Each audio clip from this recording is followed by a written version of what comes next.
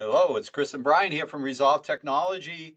And today, Chris wants to talk about generative AI and this guide he stumbled upon on Forbes.com. It lays out a nice foundation for when you're trying to create your AI policies. I think we've mentioned in the past, we get more and more clients asking about AI and how they can use it within the Microsoft ecosystem or Google or ChatGPT even. And we're giving them some templates and things to work with, but you really got to do this in-house. It's an in-house thing. We can help you start off and get the conversations going, but at the end of the day, your HR people need to sign off on it, and everybody's got to be on board with it because it's not just an IT conversation here. It's about creating policies and procedures. And this is, again, would help you craft an AI policy. So, Chris, maybe you could shed some light on what you read here on the Forbes article. Yeah, so they're just giving a broad overview, generative AI versus traditional AI, because as we've known, AI has existed for a while. There's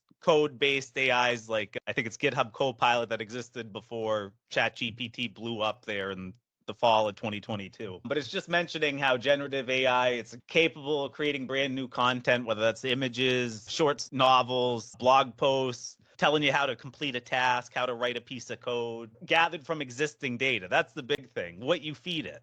So in other words, instead of simply recognizing or processing information like a traditional AI system, generative AI can actually think for itself and produce its own original outputs in the form of text, images, and videos, audio, and even music. You've probably seen on YouTube your favorite music artist. Someone used AI to create a song that really isn't them, but sounds an awful lot like them. It's really powerful, but also something to keep in mind is Brian and I joke about this sometimes. Sometimes the AI can hallucinate and give you incorrect data. Maybe your input parameters aren't as granular enough and it doesn't take it the wrong way. It all depends on the parameters built into the LLM. So right, and also, Chris, the information you're prompting with, right? Yeah. So you actually refining the conversation on the fly, if you will, right? So go ahead, and sorry to. No, that's fine. It's saying that you adopt tools for continuous monitoring and detection. What we recommend to some clients is like, yeah, sure, you can use Microsoft 365 Copilot. It's already built into the ecosystem you're using. But this is mentioning security software with robust detection systems, Defender for Endpoint. If you're already in it, that whole Intune Microsoft 365 world, that's something that could help you with this. They also mentioned CrowdStrike, SentinelOne. I know we use FortiGate firewalls, and they actually have generative AI categories, and they also have application signatures now. So if you're doing any kind of deep packet inspection, monitoring the HTTPS traffic, you would be able to potentially block this. Say you only want certain people to be able to access these tools. Maybe certain information you have is classified, you're under compliance, and it really can't be put in there in the cloud, no matter how secure Microsoft, OpenAI, or Google says their systems are. Also, another thing is we had a video on RTX, what was it, or the new NVIDIA RTX chat.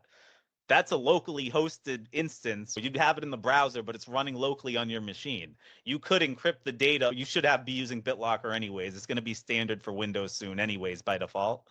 But having an encrypted drive where all that input parameters you're giving it, having that secured was important, especially if you're doing it locally. But maybe that's a better option because people already have access to CAD machines having certain RTX cards capable of using that software. Another thing is regularly educate and train employees. Don't wait for them to come to you with like, hey, I want to just use AI. What's the big deal? And the organization's not prepared for what that entails. So frequent Which happens training, a lot in IT, right? It like, does, yeah. We're brought in after the fact, right? Like, so you've got maybe a couple employees that are really hot to trot and they just want to take the ball and run with it. And then you have to it doesn't have to be IT that puts the brakes on. This is really a management conversation. Management should be putting on the brakes or at least pumping the brakes a little bit and then get IT on board, your HR, your legal if you have it, you know what I mean? And your employees, and come up with a working plan that works and an ongoing training system, because there will be leakages because there's nothing out there right now to control all this. It's a lot like shadow IT, right? Yeah. Where employees like to bring in their own applications. You may use OneDrive, but next thing you know, somebody wants to use Dropbox, and then somebody wants to use ShareFile, and Yeah. then the next thing you know, we're in a conversation with them, and they're like, I don't understand what we're paying for and what we have control over, because we're paying for all these different things, and who is managing them, right? So it's the Yeah. same thing with this AI. It's a lot like shadow IT. So yeah, go ahead, Chris. Sorry. Yeah, so to echo what Brian's been mentioning, it's important to provide them with trading guidance on best practices, risk mitigation strategies, and an acceptable use policy for generative AI. So that's definitely the first step you want. And they go on what you could stipulate in there, let them know about the risk of data leakage. But here's the other thing, is this also ties into cybersecurity, because from an external perspective, generative AI has made phishing scams harder to recognize, increasing the likelihood of a data breach. People maybe not properly trained on phishing emails. Not everybody's looks over their email with a fine-tooth comb. So So AI is helping the hackers and those trying to breach your systems look more legitimate. Less people always see, oh, they misspelled the word in the message. This makes it so it sounds much more professional if it's coming from AI. Usually, though, I don't know, I've used generative AI tools. I can usually spot when someone's using it for their emails or their this or that. But for the average end user who doesn't really play around with these tools, it's going to probably look legitimate to them. So I can envision, Chris, just like phishing training has become standardized for Yeah. our clients, and everybody's pretty much on board with that to train their employees on identifying phishing emails. We'll probably have the same thing at some point for AI. It's also recommending implement user authentication and access controls. So they require employees and third-party vendors to authenticate with MFA. You're going to want to use, ChatGPT or OpenAI, whatever you want to call them over there, and then Copilot. There's ways you should be using MFA anyways, especially if you're using some kind like SSO sign-on. You should already have MFA set up on your Google account. I mean, I wouldn't recommend you signing in with your personal Gmail account to set up an OpenAI ChatGPT account and then use that for your work stuff, because all those conversations, you know what I mean? Just like you wouldn't recommend an employee to be using their personal Gmail, since IT likely has no insights on what's coming to and from, what they're doing in Google Drive. Oftentimes you get a Google Drive file, it tells you it's too large, it can't scan for viruses. Right. So So, Chris, I think we stop there for a second and identify that is most likely a policy that you yes, need to write, rather than, it's very hard to do it with the technology.